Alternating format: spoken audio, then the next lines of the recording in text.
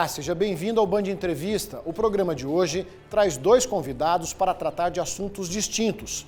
A Câmara de Dirigentes Lojistas de Uberlândia completa 45 anos este mês. E vamos falar de desafios e conquistas para a rede de empresários com o presidente da CDL, Cícero Novaes. Vamos falar também da corrida presidencial que já começou e muitos pré-candidatos estão viajando o Brasil em busca de apoio e articulações. Uberlândia recebeu a visita de mais um postulante ao Palácio do Planalto. Dessa vez foi o cientista político Felipe Dávila, pré-candidato à presidência da República pelo Partido Novo, mesmo partido do governador mineiro Romeu Zema. O jornalista Everton Fernandes conversou com ele. Everton.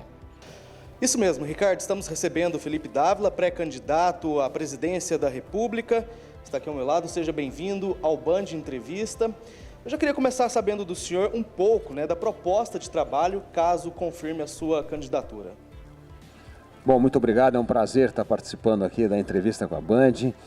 Bom, primeira proposta do Partido Novo é voltar a abrir a economia. Nenhum país do mundo fica rico com uma economia fechada. E o Brasil tem uma das economias mais fechadas do mundo. Então nós precisamos abrir a economia para resgatar a competitividade das empresas brasileiras. É assim que se gera riqueza. A segunda coisa é um programa forte de privatização.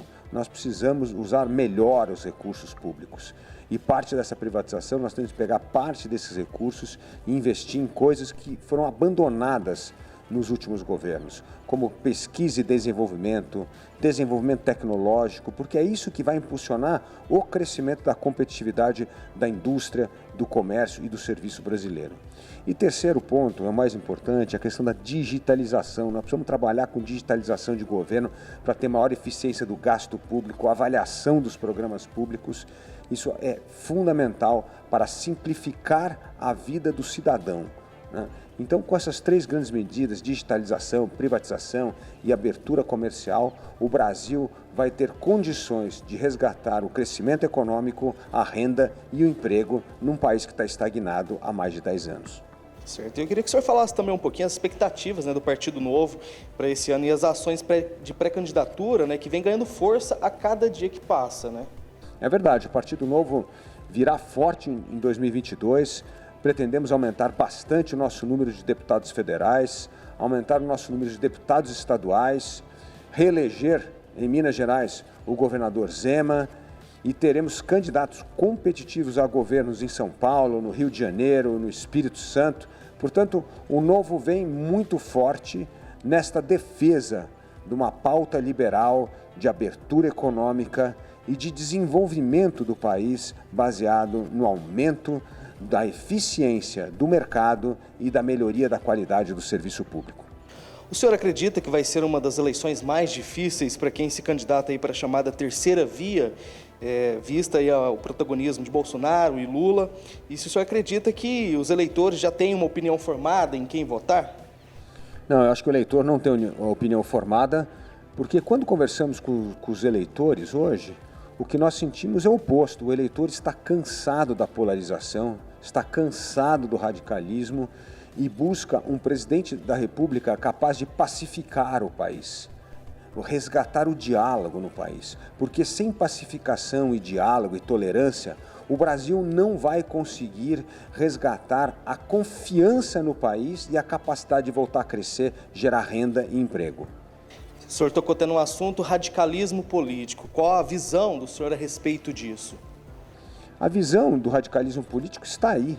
Uma desgraça para o Brasil. Maior estagnação econômica da história, desemprego recorde, aumento de número de pessoas na miséria e inflação alta. Este é o legado do radicalismo político no Brasil, que está atrelado ao populismo.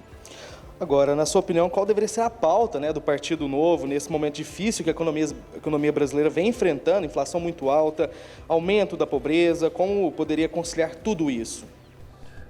Como nós dissemos, a abertura da economia para aumentar a competição, corte de gasto público, melhoria da eficiência do gasto público, um pouco parecido do que aconteceu em Minas Gerais. Minas Gerais é um grande exemplo para o resto do Brasil, como o governador Zema conseguiu sanar as contas do Estado, resgatar a capacidade de investimento, atrair novos negócios e fazer reformas importantíssimas, como no ensino, com o seu projeto Trilha do Futuro. Então é assim que nós temos de fazer no resto do Brasil, aproveitar os bons exemplos dos estados e municípios e aplicar no governo federal.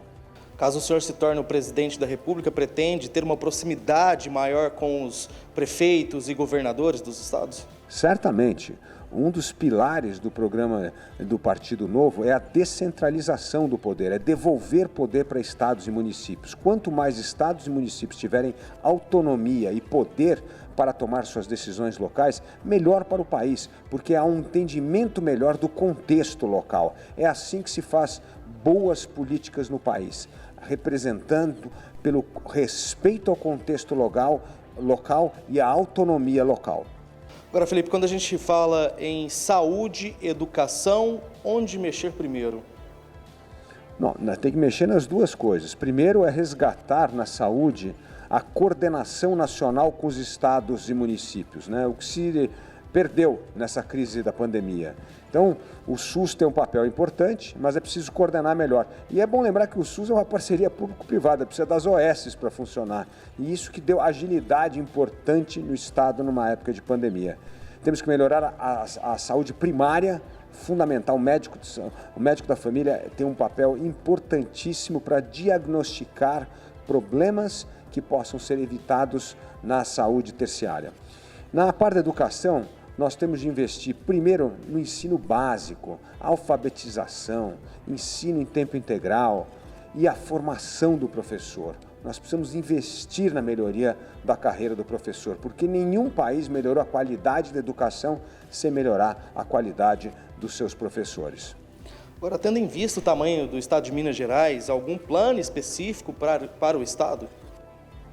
Bom, Minas representa um pouco de todas as vocações do Brasil. Tem a vocação do agro, tem a questão da tecnologia também aqui, a mineração, que é uma outra fonte importante da exportação brasileira. O que nós precisamos é respeitar a vocação econômica de cada estado. Não adianta querer inventar uma coisa que não tem a ver com a vocação. O que nós temos de fazer é produzir bens e serviços cada vez mais sofisticados, com maior valor agregado, com o que já existe aqui. E Minas pode dar um grande salto nessa área, tanto na área, como eu disse, da mineração, como da agricultura e também das energias renováveis, que é outra fonte de transformação que está acontecendo no Brasil e vai beneficiar muito o Estado e atrair investimento numa área importantíssima, que é a mudança da matriz de energia fóssil para energia renovável. Agora, a gente vê também que o senhor já escreveu vários livros, né, sobre história e também política. A visão do partido agora, em relação, por exemplo, tivemos eleito governador de Minas Gerais, Romeu Zema, em visão da última eleição para a presidência, que tivemos João Amoedo, não foi eleito. Esse patamar, como que o senhor caracteriza agora as expectativas para chegar lá? O Brasil está evoluindo no sentido de estar extremamente decepcionado com o populismo. Como eu disse, trouxe mais estagnação, desemprego, aumento da miséria. E o brasileiro está em busca de uma pessoa para pacificar o país e que traga um outro pensamento. E o maior contraponto que existe ao populismo é o liberalismo. É exatamente o que o Partido Novo oferece. A abertura comercial, o respeito à dignidade do indivíduo, igualdade de oportunidade, privatização e eficiência no gasto público. O povo mineiro sabe bem hoje a diferença entre um governo liberal que entrega resultado e governos do passado que só beneficiava o corporativismo. Nós recebemos aqui no Band Entrevista Felipe Dávila, pré-candidato à presidência da República. Muito obrigado pela entrevista. Muito obrigado, é um prazer sempre conversar com a Band. Ricardo, é com você. Obrigado, Everton. O Band Entrevista vai fazer uma pausa rápida. Na volta, o nosso assunto são os 45 anos da CDL Uberlândia. Carnaval de ofertas de verdade é somente aqui no Carlão. Confira. Telha Fibrocimento 366 é Brasilite, R$ 99,90. Porta de alumínio 80 centímetros, R$ 639,90. Bacia sanitária convencional, R$ 115,90. É isso mesmo, e aqui no Carlão você encontra do básico acabamento em 10 vezes sem juros. Telha Fibrocimento 366 é Brasilite, R$ 99,90. Porta de alumínio 80 centímetros, R$ 639,90. Bacia sanitária convencional, R$ 115,90. Carlão Materiais, o seu shopping da construção. Para você que deseja homenagear amigos, familiares, equipe de trabalho, formandos e noivos, ou até mesmo fortalecer a sua marca agradando seus clientes com brindes finos e promocionais. Cobrimos ofertas no atacado. Casa da Homenagem, Avenida Cesare Alvim, 1216. Já viu as ofertas do Festival de Verão Bahamas? Aproveite! Arroz Tiananá, R$ 13,90. Pão de alho Botelho, R$ 7,99. Linguiça para churrasco Saudale, 1 kg, R$ 11,98. Lombo suíno Saudale, R$ 12,98 kg. Guaraná Mineiro, 2 litros, R$ 5,69. Itaipava 100% malte, 350 ml, R$ 2,29. Vinho Canção, 750 ml, R$ 10,90. Festival de Verão Bahamas, só falta você. Toda a região compra aqui, na RC Shop, distribuidora de pisos e porcelanatos. Surpreenda-se com a variedade de produtos e preços baixos. Sim, o acabamento dos seus sonhos tem endereço certo. Rua Donato Cici, 591, atrás da rodoviária. RC, distribuidora de pisos e porcelanatos. A cereja do bolo da sua obra. Passe na RC Shop Distribuidora. Garantimos a melhor negociação. Em Uberaba, Rua Donato Cici, 591, atrás da rodoviária.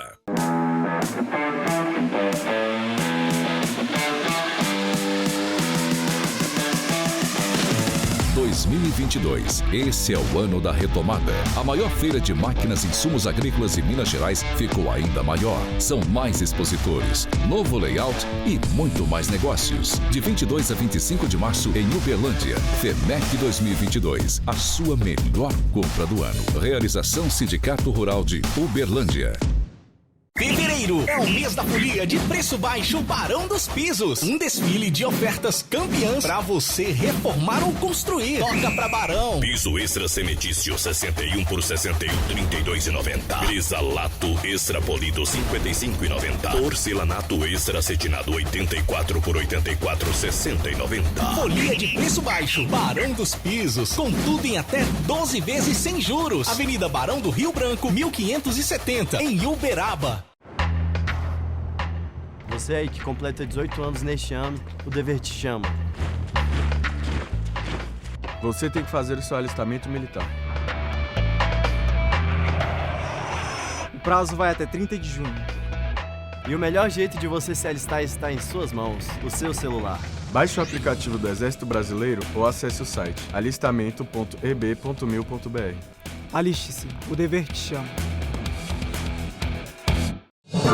De segunda a sexta, às 7 horas da manhã, você fica ligado no melhor informativo de Minas e da nossa região, o Bora Minas, sempre com as primeiras informações do estado e da nossa região, dicas de emprego, as ocorrências da segurança pública. Te espero às 7.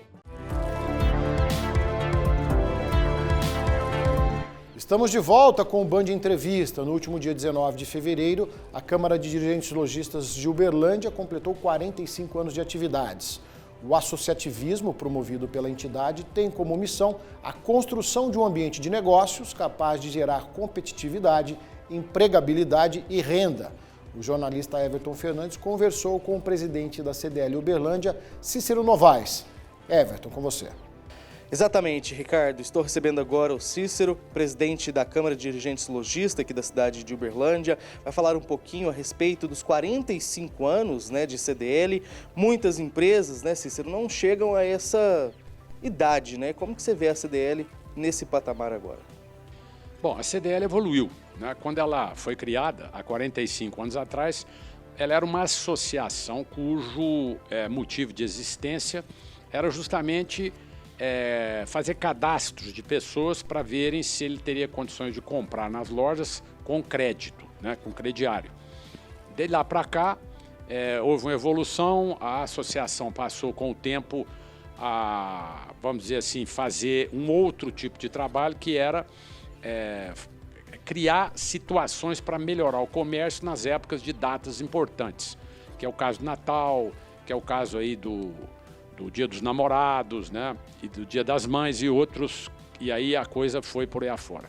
Depois nós chegamos à conclusão de que uma associação não pode, antes de mais nada, deixar de ser política.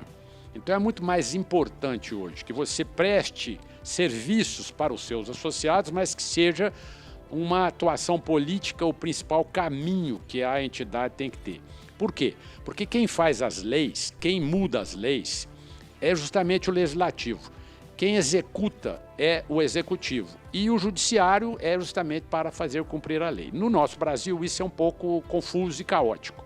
Se você não tiver uma presença importante nesse meio, você não tem condições de fazer com que a economia prospere, porque a maioria das coisas que saem não são favoráveis àqueles que querem empreender. Então é justamente por isso que a CDL evoluiu e agora, com 45 anos, ela tem realmente um ponto importante, que é o de comunicação e de participação em todos os eventos políticos que possa ter na cidade, no estado e no país. Falando nesses eventos, agora em todos esses anos, o que você acredita, né, que foram as principais conquistas da entidade para o setor empresarial? Olha, eu posso dizer o seguinte, a gente sempre interferiu em tudo aquilo que tem sido feito, digamos, em termos de leis, porque na lei é o seguinte, coloca-se uma lei para ser votada, nem sempre ela é favorável àquela área de atuação, àquela atividade ou é necessária naquele momento. Então nós temos que ter diálogo com aqueles que estão lá legislando. Por isso é que é importante que nós possamos levar a essa pessoa os motivos de que aquela lei pode não dar certo, é melhor fazer de outro jeito, ou então apresentarmos projetos para que sejam aprovados e que melhorem realmente o ambiente de negócio da qual nós estamos inseridos. Isso é o que nós fazemos hoje em dia de uma forma mais efetiva. Também temos pontos de vista, posicionamentos nossos no sentido também de questionarmos as nossas autoridades a respeito do caminho, né, que eles querem levar o nosso país, a nossa economia e assim por diante. Então, eu acho que é esse o foco que nós estamos tendo hoje e que tem dado resultado. E esse foco aí ele é voltado também, né, para os associados. Então, são esses principais os focos voltados para o associado da CDL? Tem dúvida. Hoje nós representamos o comércio e os serviços. Então, a gente tem hoje mais de 3 mil associados que, evidentemente, esperam que o nosso trabalho seja feito de uma forma propícia a tudo isso que está acontecendo aí no mercado. Nós temos também uma confederação em Brasília e as federações nos estados. Hoje o nosso sistema é bastante forte, tem mais de 1.500 CDLs funcionando e por isso nós temos voz. Com isso a gente escuta os associados, os anseios, fazemos pesquisas e a partir daí é que a gente realmente, analisando o nosso, digamos assim, o nosso ambiente, a gente consegue então dialogar e propor mudanças e às vezes interferir fazendo o nosso trabalho, que é o mais importante hoje em dia. Agora, já na parte política, especificamente, como que é o trabalho na prática? Bom, o trabalho na prática é o seguinte, nós sempre temos assessorias que nos mostram quais são os projetos de lei, né, que estão em andamento na Câmara de Vereadores, na nossa Assembleia Legislativa do Estado e também no Senado e na Câmara, né, para que a gente possa, então, tomar pé da situação e propor as coisas que nós queremos. E também levamos os nossos projetos para que lá sejam discutidos. A exemplo disso, por exemplo, o que nós estamos fazendo nesse momento? A gente está criando um projeto de lei para levar à Câmara Municipal de Uberlândia a apreciação deles e também oferecer à Prefeitura, na pessoa do Executivo, prefeito e o seu secretário de Desenvolvimento Econômico, né? No sentido de criar um projeto parecido com o que foi feito a nível estadual, enquadrando as empresas de baixo risco, que nós temos que colocar isso assim, no que diz respeito à parte de essa parte de bombeiro, né, que é muito importante, a parte de acessibilidade, a parte de vigilância sanitária e outros, né, para evitar que as pessoas tenham que abrir um negócio, o negócio não tem risco nenhum e você tem que ficar atrás de alvará de funcionamento. Isso atrapalha muito e prejudica muito aquele que quer empreender. Então nós queremos fazer um projeto parecido que foi feito no Estado, para que em sintonia o nosso município possa adotar essa postura favorável às empresas de baixo risco. Agora 2022 é um ano de eleições, né? Eu queria saber de você, a CDL é uma entidade a política partidária ou se envolve no processo eleitoral de alguma forma? Não, a CDL é uma associação apartidária, não tem partido. Mas nós queremos saber quais são os candidatos e o que é que eles pensam a respeito, digamos, do ambiente onde eles vão atuar, no que diz respeito aos interesses ligados à economia e também ao país, né? Porque quando o país tem, igual nós temos hoje, um desnível social muito grande, isso é problema. É problema para todos nós, é problema a qualidade de vida nossa, o dia a dia, é problema, por exemplo, para a economia como um todo e até reflete na área de saúde também e outras áreas também. Então nós gostaríamos de estar o tempo todo participando disso tudo para ajudar a população a entender o que cada candidato quer fazer e para que eles possam também escolher de forma correta o seu candidato. Agora, nós passamos também por um período de pandemia, né, onde os comércios, certo momento, abriam, outros fechados. Como que foi esse momento para a CDL? Quais foram as ações que vocês fizeram aí para ajudar o setor empresarial? Muito bem, nós procuramos diálogo, primeiramente, né, com o nosso executivo, no sentido de que não deveria se fechar pura e simplesmente só porque tem uma ameaça de pandemia. É preciso analisar os dois lados, verificar o risco para a população e qual é o grau de contágio, como ele seria efetuado.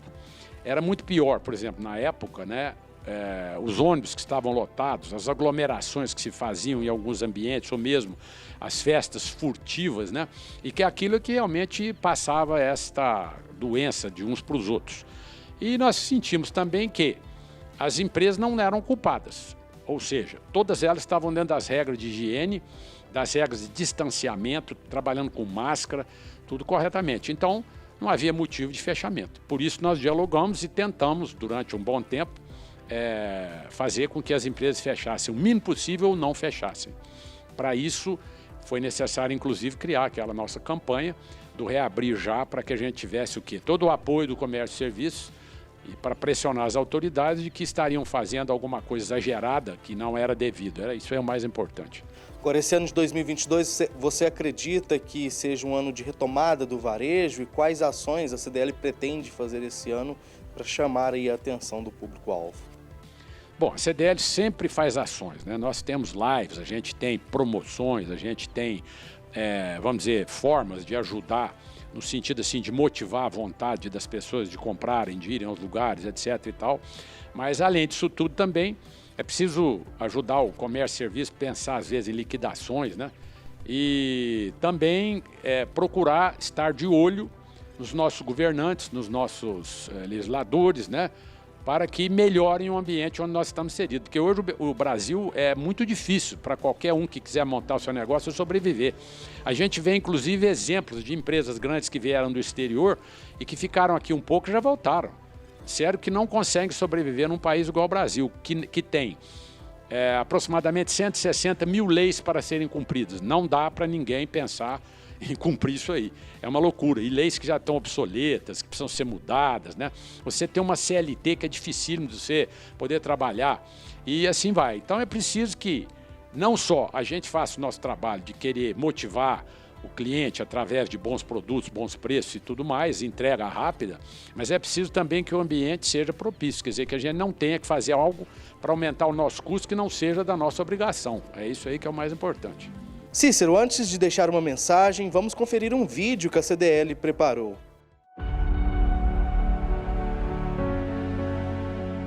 Ser CDL é participar ativamente da construção e da evolução do nosso ambiente de negócios, protegendo os interesses empresariais, reivindicando mudanças na legislação e lutando por relações de trabalho mais flexíveis e socialmente equilibradas.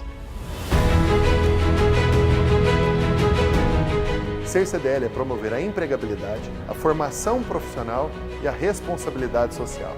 Ser CDL é lutar por um Estado justo, liberal e democrático. Ser CDL é lutar pelo ciclo virtuoso da empregabilidade, geração de renda e consumo dentro do Estado eficaz e enxuto. Ser CDL é defender o equilíbrio socioeconômico e fomentar a geração de emprego e de renda. Ser CDL é dar voz às necessidades das empresas, dos trabalhadores e de todo o setor produtivo. Ser CDL é se orgulhar de cumprir um papel relevante para a sociedade. Ser CDL é servir, apoiar e se envolver com a realidade da cidade, do Estado e também do nosso país. Ser CDL é facilitar a vida de quem deseja empreender, trabalhar e crescer. Ser CDL é nos ampliar no meio político. Ser CDL é assumir uma posição estratégica frente ao mercado. Ser CDL é se orgulhar do passado, realizar o presente e planejar o futuro. Ser CDL é criar convergência entre setores com o objetivo comum de crescer. Juntos somos mais fortes. Eu vou dizer a todos os nossos associados que o mais importante é que nós estejamos sempre com vocês, preocupados em saber as necessidades e que a entidade, acima de tudo, esteja levantando a bandeira de todos vocês para que vocês cada dia possam trabalhar menos e ganhar mais. E isso levará ao quê? Prosperidade para vocês, para os seus trabalhadores e para o nosso ambiente onde a gente mora, não é isso? A CDL, pode contar com a CDL e diremos também para aqueles que ainda não são associados que as nossas portas estão abertas e seria um prazer ter muito mais associados que a gente tem, ok? Cícero, muito obrigado, viu, pela entrevista, em participar aqui do Band Entrevista. Conversamos com o presidente da Câmara de Dirigentes Lojistas aqui da cidade de Uberlândia e eu volto com você no estúdio, Ricardo. Obrigado, Everton, pela participação. E o Band Entrevista de hoje fica por aqui. Você de casa pode rever as entrevistas de hoje no YouTube da Band Triângulo. Obrigado pela sua atenção e até o próximo programa.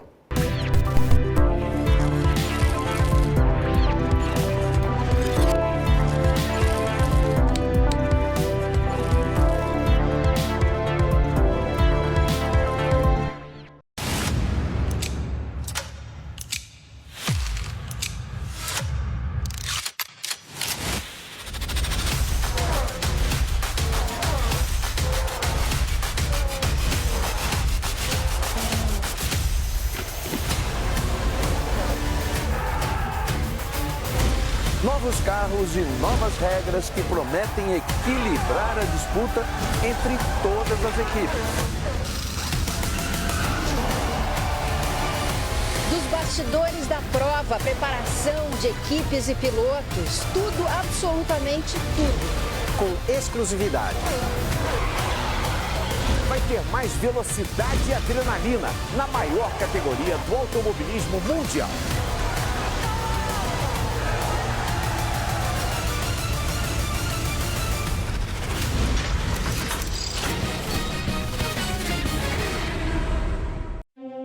O Brasil é um país continental. São 8.510.000 quilômetros quadrados de área. Quase 8.000 quilômetros só de litoral. 26 estados e o Distrito Federal. 5.570 municípios com mais de 213 milhões de habitantes. E só 1.563.000 quilômetros de estradas. Por isso, a urna eletrônica, simples, segura e rápida, é a estrada da democracia num país de 8.510.000 quilômetros quadrados e só 1.563.000 quilômetros de estradas. A urna eletrônica é o caminho e a democracia é a estrada. Atenção! A nova voz sertaneja do Brasil pode ser você. A hora é agora. Preste atenção no recado da Super Annie Lotterman. Alô, Band Triângulo. Tem novidade no Faustão na Band para você que sonha em ser cantor sertanejo. É a hora da decisão, a nova competição musical. O vencedor não ganha só um prêmio, ganha uma carreira. cai na estrada como os grandes astros da música sertaneja. Se interessou, você canta música sertaneja? Então nos envie um vídeo de no máximo 3 minutos. É só entrar no site faustãonaband.com.br. Mas atenção, tem que ter mais de 18 anos. Vem aí a Hora da Decisão, o quadro do Faustão que vai revelar a nova estrela da música sertaneja no Brasil. Faustão na Band.